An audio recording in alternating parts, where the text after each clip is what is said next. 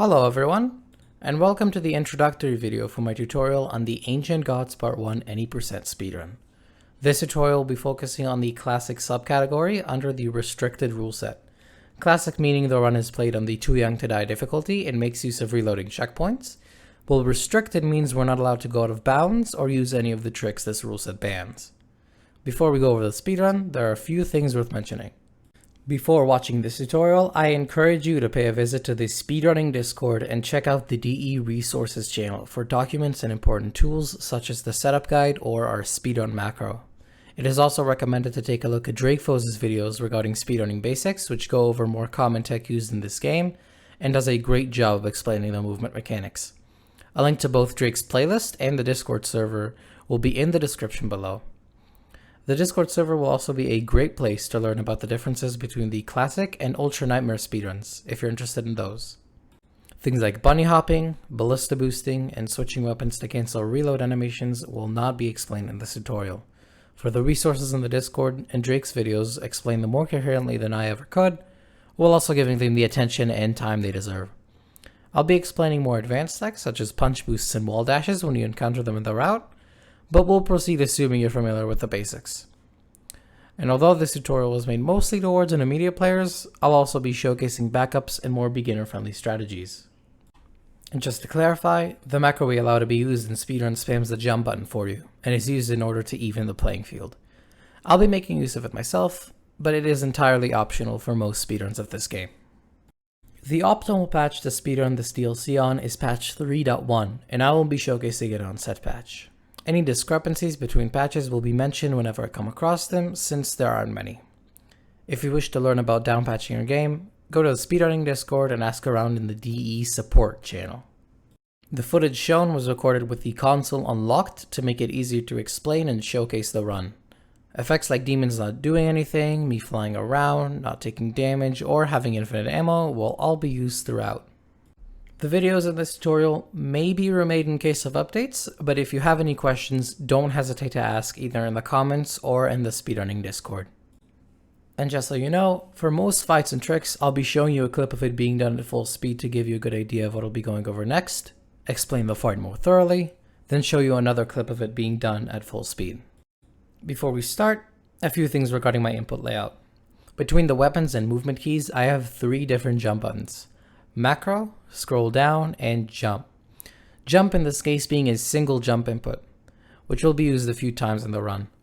For more information regarding the macro and mouse wheel, refer to Drakefos' video on bunny and lurch hopping. This video will be dedicated to the intro sequence of the run. That includes the landing pod fight, the blue keycard fight, the blue keycard skip, and the fight above blue keycard. First, I will show you how the landing pad fight looks like at full speed.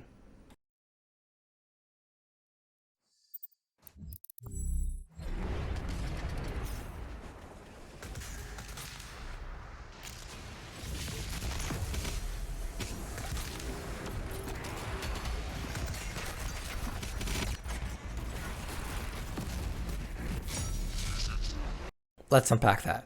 As seen beforehand, there will be a bit of menuing in order to equip the air control rune, which will be vital for this run.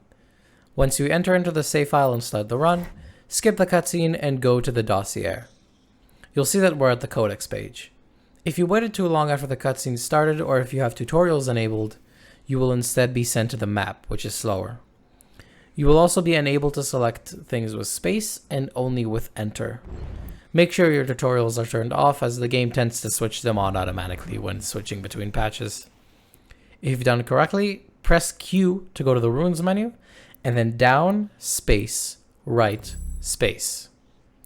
Down and right being the arrow keys, and space may be substituted for enter if necessary. We do this in order to select the air control rune without replacing savagery. Here's how it looks like in full speed.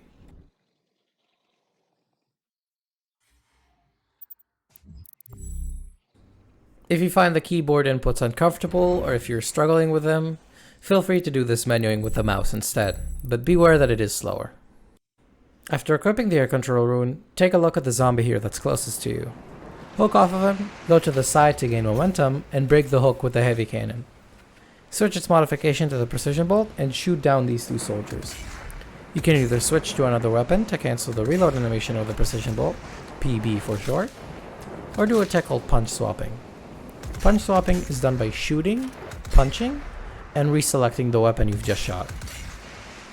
And after you've done that, look over to where the Mancubus spawns from and use your Ice Bomb and Flame Belch on him. Important thing to note is if you use your Flame Belch first and then attempt to use your Ice Bomb, the Ice Bomb will not fire until the Flame Belch's animation has ended. So use your Ice Bomb first and Flame Belch second. From here, simply kill him with 2 more Super Shotgun shots, SSG for short. And again, you can either swap to the Precision Bolt to cancel the reload animation, or punch swap. Excess health pickups, gather Blood Punch, and we'll need these 2 Blood Punches for later. If you don't have the Blood Punches, that's fine. There will be a few more opportunities to gather them throughout the intro. Dash over to the left and kill these 2 soldiers that are jumping. These 2 usually go down the stairs to confront you and attempt to shoot, but they can sometimes hide behind the crate, so be aware of that. Once the soldiers die, lock onto the Revenant and kill him as the Hell Knight spawns. If the Hell Knight doesn't spawn, you missed either one of the soldiers at the start, or the 2 near the crate.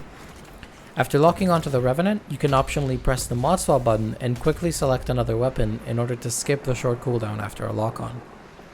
PB the Hell Knight once, and sticky bomb the 2 zombies behind you. After that, start charging D-Blade while B-hopping to the other side. As you B-hop, there are 2 things you need to take care of. One, where the Hell Knight and Revenant are, since we're going to use a grenade to falter them. And 2, where the 2 soldiers are, since we want to make sure we kill them if they don't walk into the D-Blade. Once you make it over to the other side, shoot as soon as possible and you can kill the remaining demons.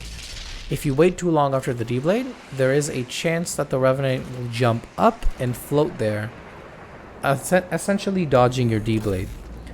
In order to avoid this, make sure to shoot the D-Blade as soon as possible. If not, kill him via regular means and proceed. Here's another clip of this fight done at full speed.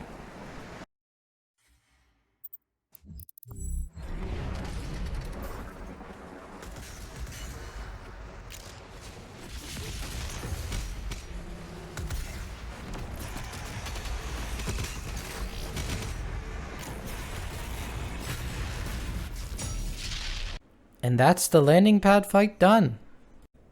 Up next is the blue keycard fight and the blue keycard skip. First, I'll be showing you a clip of how that looks like in full speed.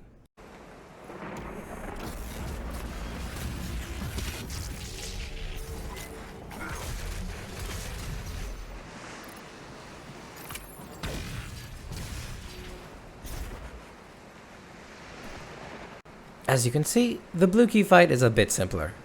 After the landing pad fight finishes, start charging the D-Blade while dropping down to the floor below. A Dread Knight will appear by breaking through the door, and once he does, we're going to send our D-Blade down the hallway. Right before releasing the D-Blade, make sure you jump before shooting. We want the D-Blade to hit the Mancubus on the other side of the hallway, so jumping avoids breaking the D-Blade on the staircase in front of you. SSG the Dread Knight to finish him off and Ballista Boost through the hallway. At this point, the Mancubus should be greeting you at the entrance. If you hit him with a D-Blade, he'll be 1 SSG shot away from death. If not, SSG, PB SSG will do the job. If the carcass gets close enough, you can SSG him from up close as well, but if he stays behind, use your meat hook to stun him and kill him with an SSG shot. After that, we're going to perform the blue keycard skip. Go up against the railing here and look down. To the right of the green outline, you should see a black line here on the floor. If you walk across that line, you should be able to obtain the blue keycard without walking on the trigger required for the next fight, by abusing the fact that the keycard's hitbox slightly supersedes the triggers, in order to skip the fight ahead.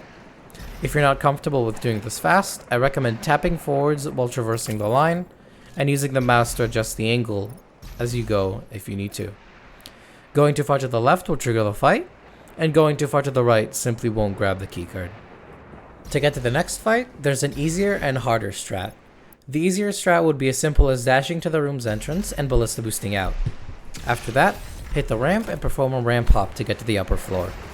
Drake has a wonderful video linked in the playlist below covering ramp hops, so I won't go into too much detail. But in terms of execution, current patch runners can simply scroll or use macro on ramps, but lower patches will have to use a single jump input to make it work. In that case, I recommend attempting to press the jump button not as you hit the ramp, but just a bit afterwards. You don't need a frame perfect ramp hop to get an effective one, and they are much more practically consistent than B-hops with a singular jump input. The harder strat would be to grab the keycard and ballista boost out twice while looking backwards, turning around after the second boost, and doing the previously mentioned ramp hop. This strat has no practical lineup and requires a good feel of the room, but since it relies on nothing but your execution, once you have a good grasp of it, it'll become very consistent. I recommend attempting it at least, as the most difficult part would be the turnaround at the start. While it is the fastest currently known way to do this movement, unless you're confident, I would advise against doing this in runs, as the time save is minimal. To finish things off, here's one more clip of the keycard fight and skip being done at full speed.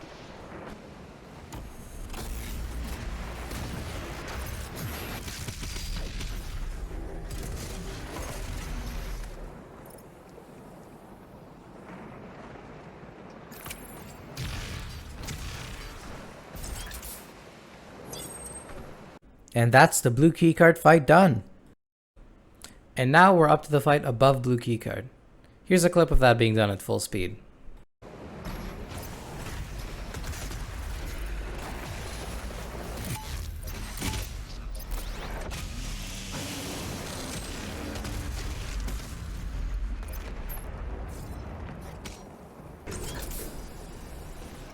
And that's how that fight would look like. Let's go over that. Now that you're up here and the door opens, you'll see a Dread Knight and 2 soldiers to the right. Well, to the left entrance, there's a Mancubus with 2 shield soldiers standing behind him. Throw down a grenade where the Dread Knight is standing, and double dash over to the corner with the faraway soldier, while killing him with a precision bolt shot, so he doesn't bother us. It's fine if you don't kill him, but it's better if you do.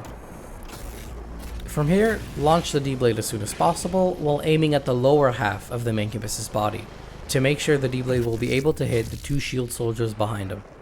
If the grenade connected, the Dread Knight should die, and so would all the fodder.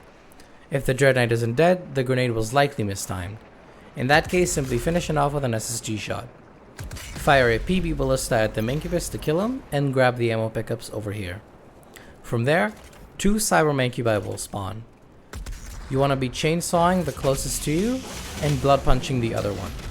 Optimally, you would punch swap it to death, but feel free to not do so if you're not comfortable with punch swapping yet. As long as the blood punch is used, the time loss is minimal. Once you've killed the second Cyber Mancubus, go over to the button and click it to end the fight. If the prompt to click the button does not appear, that means some of the demons that are required to finish the fight have not been killed. In those rare cases, it is most likely that you have aimed the D-Blade a little too high and missed the shield soldiers behind the Mancubus. So in those rare cases, be prepared to check up on them, just in case. Here's another clip of that being done at full speed.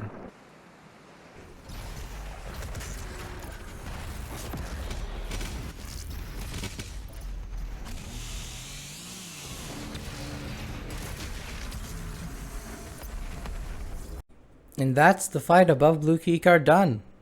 In summary, we went over the landing pad fight, blue keycard fight, blue keycard skip, and the fight above blue keycard. Thanks for watching, and I'll see y'all in the next episode.